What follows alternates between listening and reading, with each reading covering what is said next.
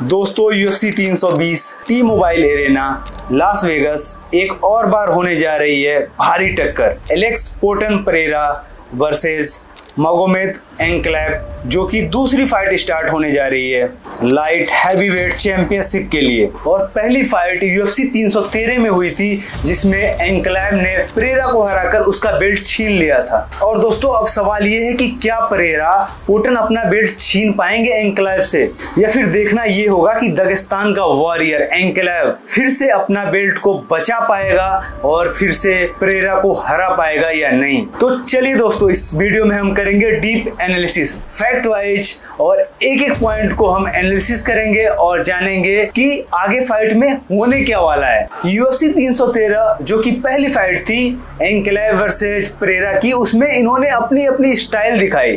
परेरा ने शुरुआत की थी काफ किक से, एंक्लेव ने जवाब दिया बॉक्सिंग और केज कंट्रोल से। एंक्लेव ने पूरे फाइट में ज्यादा डैमेज खाया ही नहीं, और राउंड 2, 3 और 4 में उसने पूरे राउंड को कंट्रोल किया। 49-46, 48-47, 48-47 पे डिसीजन गया दगिस्तान फाइटर के नाम। यही वजह है कि रीमैच का हाइप डबल हो गया है। अगर परेरा के स्ट्रॉन्ग पॉइंट की बात करें तो उसकी स्ट्राइकिंग सबसे ज्यादा स्ट्रॉन्ग रही है। पोर्टन यानी एलेक्स परेरा का नाम ही काफी है स्ट्राइकिंग के मामले में ओपोनेंट्स के दिल में डर पैदा करने के लिए। उसके लेफ्ट हुक, बॉडी किक्स और काफ किक्स UFC के सबसे डेंजरस वेपन है, और अगर एक बार कनेक्ट कर जाए तो फाइट खत्म। लेकिन प्रॉब्लम वही है यार कि एलेक्स परेरा हमेशा एक शॉट पे रिलाई करता है, वो अपने एक शॉट पे भरोसा करता है, वो वॉल्यूम स्ट्राइकर नहीं है। अगर तुम्हें एंक्लेव जैसे कंपोज्ड फाइटर को हराना है तो तुम्हें कॉम्बिनेशन में जाना ही पड़ेगा।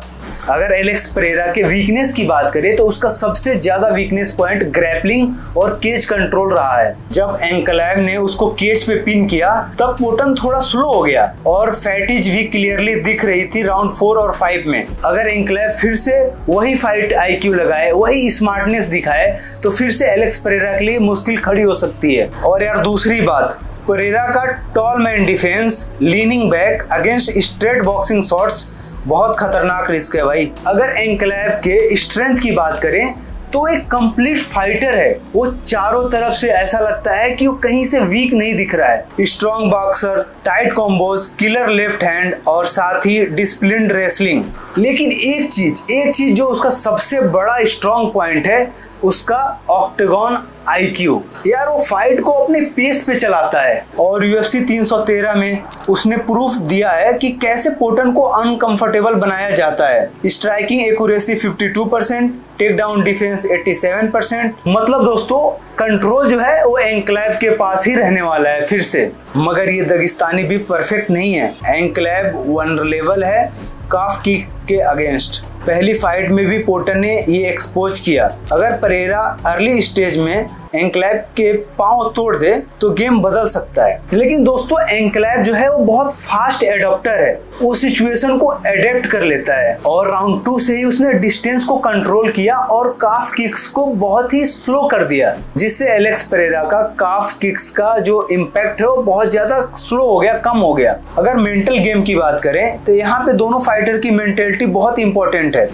परेरा कंपोज्ड है लेकिन कभी कभी ओवर कॉशियस हो जाता है, जिस वजह से उसका आउटपुट गिर जाता है। दूसरी तरफ एंक्लेव हमेशा कंपोज्ड, डिसिप्लिन और पेशेंट है, और कार्डियो में उसने क्लियरली एडवांटेज दिखाया था UFC 313 में। अगर दोनों के स्टैट्स की बात किया जाए, सिग्निफिकेंट स्ट्राइक लैंडेड पर मिनट की बात की जाए, तो वहां पे परेरा का 5 है और एंक्लेव का 3.66 है, और परेरा का स्ट्राइकिंग एक्यूरेसी है वो 62% है। वहीं पे अगर एंक्लेव की बात करें तो वो 52% है। परेरा का डिफेंस 53% है और एंक्लेव का डिफेंस 57% है। वहीं पे अगर ग्रैपलिंग में अगर टेक डाउन डिफेंस की बात करें तो परेरा का बस 78% है, लेकिन वहीं पे एंक्लेव का 87% है। तो दोस्तों नंबर ये दिखाते हैं कि स्ट्राइकिंग एफिशिएंसी पोर्टन के साइड है, लेकिन ओवरऑल बैलेंस एंक्लेव के साइड ज्यादा स्ट्रॉन्ग है। मतलब क्लियरली यार पोटन के पास है वन शॉट नॉकआउट जो है वो पावर है, लेकिन जो पूरा फाइट कंट्रोल है वो एंक्लेव के पास है। खबीब ने एंक्लेव को डिसिप्लिन्ड और टेक्निकल बोला।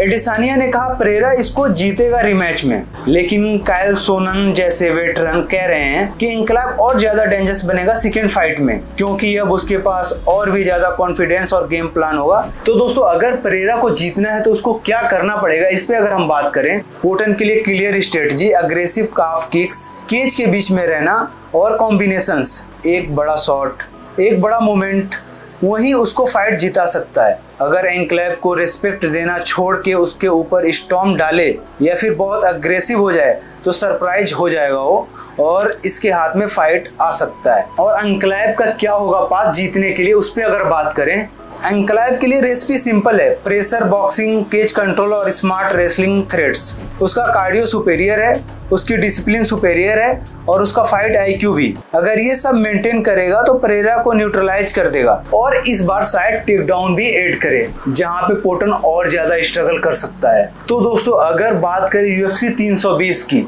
जो कि 5 अक्टूबर को अगले महीने होने वाली है, उसमें एंक्लेव और एलेक्स परेरा अपना रिमैच लड़ने वाले हैं। अगर उसके फाइनल प्रेडिक्शन की बात करें, परेरा एक नॉकआउट आर्टिस्ट है और एक पंच से गेम को बदल सकता है, लेकिन रियलिटी ये है कि एंक्लेव के पास ज्यादा टूल्स हैं, ज्यादा कंट्रोल है और उसका फाइट आईक्यू परेरा से सुपेरियर है। और मेरा जो प्रेडिक्शन है वो क्लियर है यार कि परेरा एक बार फिर से स्ट्रगल करता हुआ दिखेगा और एंक्लेव फिर से ये मैच जीत जाएगा। और मुझे ऐसा लगता है कि इस बार फिर से या तो क्लियर डिसीजन से जीतेगा या फिर लेट नॉकआउट से, और ये दागिस्तान का किंग एक बार फिर से प्रूव करेगा कि वही है लाइट हैवीवेट का असली किंग। और इस बार ज्यादा चांसेस मैं क्यों बोल रहा हूँ कि इस बार तो भाई रमजान भी नहीं है, वो फास्ट भी नहीं रखा है, इस वजह से उसका जो गेम प्लान होगा, उसका जो कॉन्फिडेंस होगा, उसका कार्डियो, उसकी ट्रेनिंग जो है सब डबल हो चुकी रहेगी, जिससे वो और ज्यादा स्ट्रांग होके आएगा और इस बार या तो लेट नॉकआउट कर देगा या फिर डिसीजन विक्ट्री में वो ले जाएगा। तो दोस्तों यही था वीडियो। अगर तुम लोग को लगता है कि इसमें कुछ चेंजेस होंगे या फिर मेरा प्रेडिक्शन गलत हो सकता है तो कमेंट बॉक्स में जरूर बताओ कि क्या हो सकता है तुम लोगों के अकॉर्डिंग। और अगर किसी और टॉपिक पे तुमको वीडियो चाहिए या फिर कोई दो फाइटर को आपस में फैक्ट वाइज अगर लड़ाना चाहते हो तो कमेंट करो भाई। तो दोस्तों यही था वीडियो। अगर वीडियो अच्छा लगता है तो लाइक करो, अगर अच्छा नहीं लगता तो डिसलाइक करो, अगर वीडियो ज्यादा अच्छा लगता है तो सब्सक्राइब करो। मिलते हैं ऐसे अच्छे वीडियोस के साथ, तब तक के लिए बाय बाय।